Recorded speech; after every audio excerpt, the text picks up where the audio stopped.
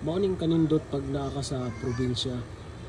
Kay sa backyard lang ni muna kay mga organic na tanom. Ang tubo lag ilaha.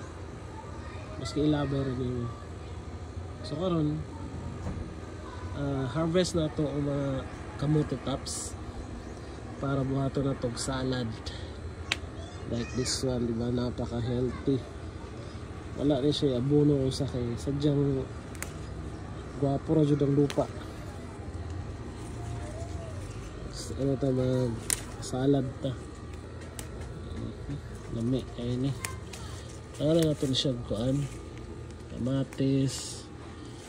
Tapos sibuyas, kalamansi, asin type. Tights na kaya. O, diba?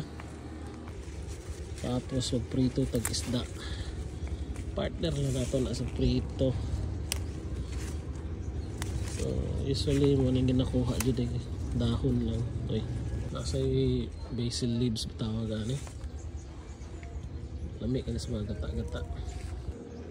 Fresh, organic, walay mga pesticides, ug safe. Kabalo ba mo karon mapalit ato sa palengke karon, malls, tanan na siya, nanay mga spray. Tapos nakita na ho gina-sprayhan jud na nila. Mas maayo nga magtanom na lang jud ta. So, sudan na. Muning bouquet na nakapabaskog sa heart. Let's go. So naasad tay alugbati na grabe kat dagko og mga dahon. So pwede ta magsabaw ani.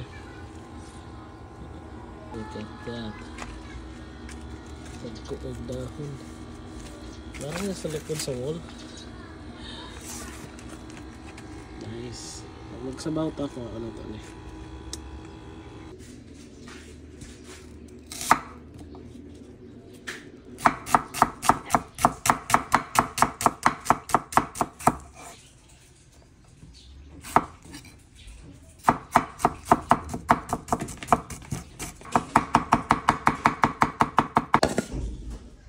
Hot water in.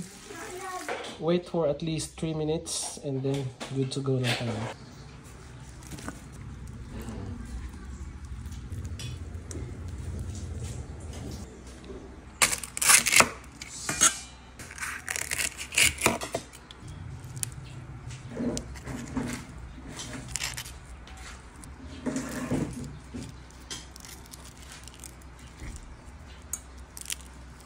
Finished product. Partner natin dito sa